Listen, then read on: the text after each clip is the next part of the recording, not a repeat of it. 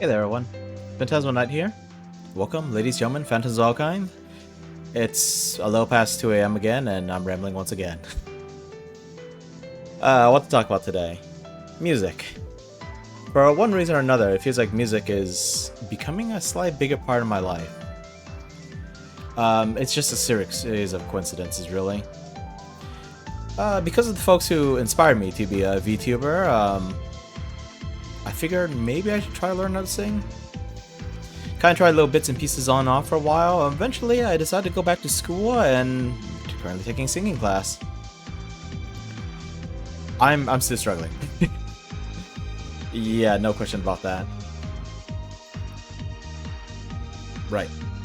Gotta remember that I can actually wave and stuff now. Anyway, so just some thoughts on music in general, but before that, see, so the things that make me think music are playing a bigger part of my life. Well, yeah, I took a singing class. The current event in Arknights has to do with music. I guess what most people consider classical music, even though classical only refers to a certain time period. And then I started playing Maid of Sker, which has something about music. It's more like there's like a melody that's a central part of the plot. Not necessarily. The game isn't necessarily about music, which I suppose is good. Still not too good at this whole thing. Still struggling to study and practice the song that was assigned for my midterm. Karo Mio Ben. Yeah, I'm struggling. But I'm improving. Had to ask my buddy for a little help. Yeah, it's weird having to ask a friend for help outside of class. Like, I know that people get tutored all the time. And I'm glad I have folks I can rely on. But yeah, it's gonna be a struggle. I'm gonna do my best. Music, though. Okay, let's talk about the music itself, not just me and trying to sing. I think music's a wonderful thing. I feel like most people would agree. We don't all have the same taste in music, but we all love it. I once heard something about how music is a sort of universal language. I don't know how true that is.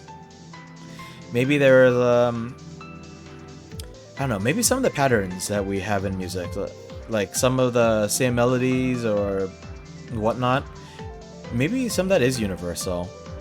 Or, well, by universal, currently I mean, like, if you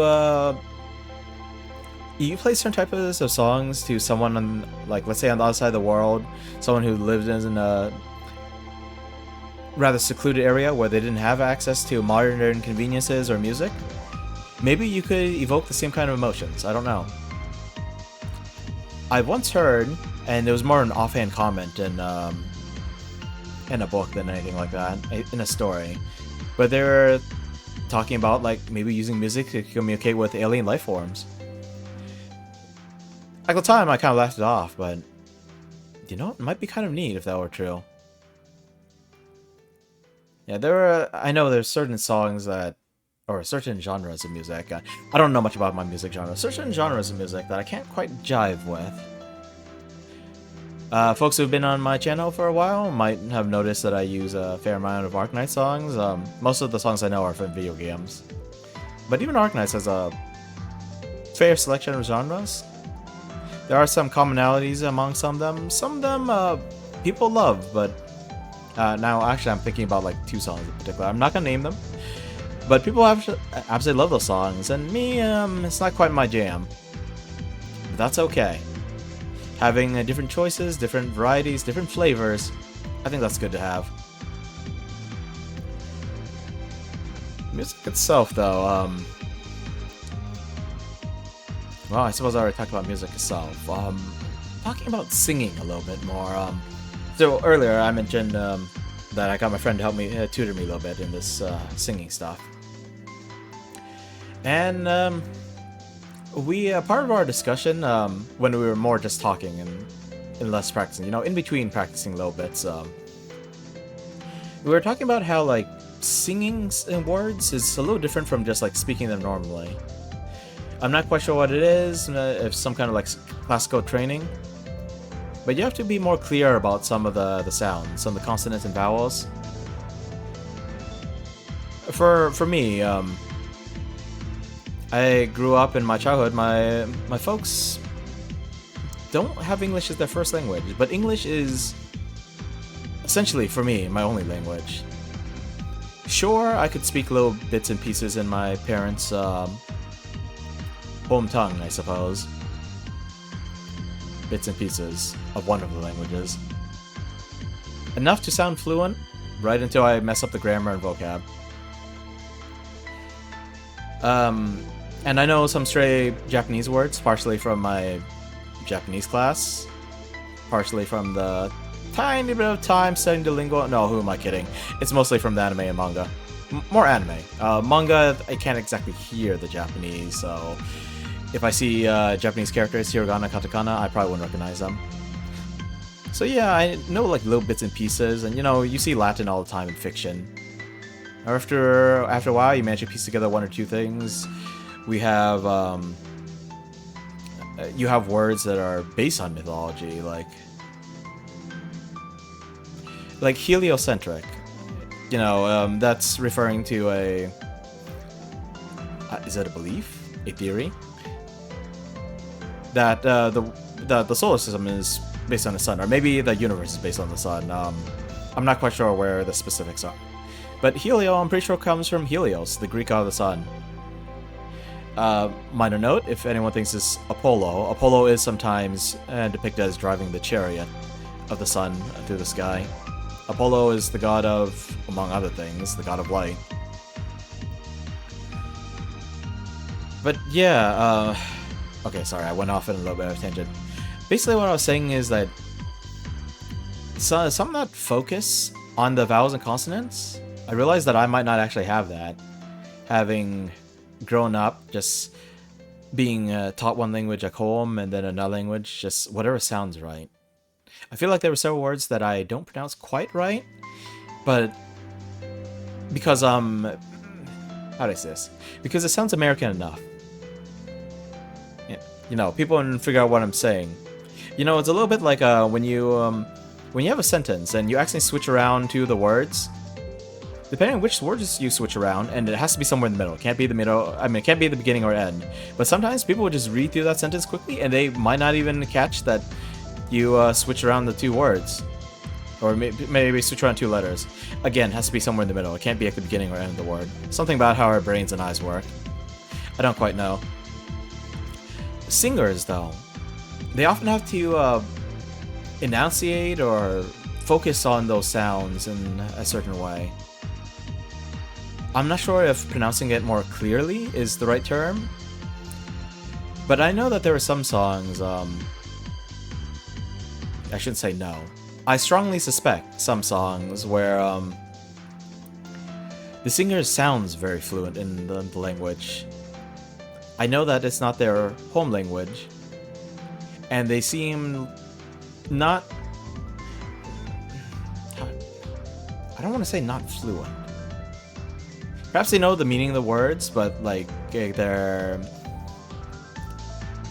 accent might be a little on the stronger side. The grammar might be just slightly off. You know, like just off enough that unless you're an actual English teacher, an English professor, you kind of think to yourself and you have to like question it for a moment and be like, okay, was that how it works? Or is this like a possible option of how to like say this sentence? Usually it's like slightly off. But even though it's slightly off, when they their pronunciation might be slightly off, when they're singing it, they sound so fluent. I think that's pretty amazing. And it might just be a international thing, and maybe saying universal is a little too much. Like, you know, maybe aliens wouldn't work the same way, especially because they might not have the same vocal cords as humans. But, you know, just the fact that we have, like, singing from all around the world, and there's a certain commonality to it, a certain clearness of sound to it, I think that's marvelous. Yeah, that's mostly what I got. I think sometimes music is depicted as having powers. I mean, in fiction, you can associate anything with anything. Off the top of my head, I'm thinking about Dishonored 2, or no, Dishonored 1 more. I think, yeah, it was in Dishonored 2 as well. More Dishonored 1, I think. The Overseers and their music boxes. Like, so the powers in Dishonored come from some kind of void. Some kind of dimension in between dimensions, I'm not quite sure. The Overseers music boxes, they disable your powers by, I guess, smoothing out those wrinkles in reality. Something about them being like mathematically perfect songs. I don't know what that's supposed to mean. I know there are some numbers that go into music, like when people start talking about octaves and such. I know a JRPG series, Art Tenelico, where they're not humans, but the Ravatos, they cast buffs in battle and possibly other effects by singing.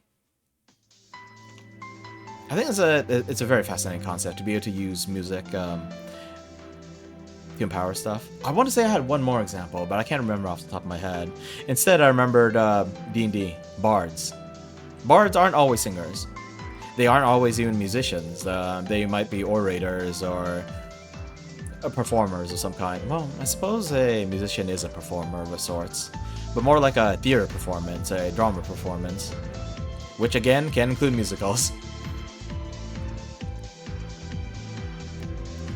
Yeah, that's all I got on this subject. Just music, you know? Connects people. It's awesome. Sometimes they soothe your soul, and sometimes they get you amped up for a good boss fight or a challenging stage. Again, this is more in video games. We don't carry around our own theme songs in real life, and that's a bit of a shame. But yeah, that's all I got for today. Thank you for listening. Hope you all have a wonderful day, night, evening, wherever you may be. And yeah, stay safe. Maybe I'll see you around. Goodbye.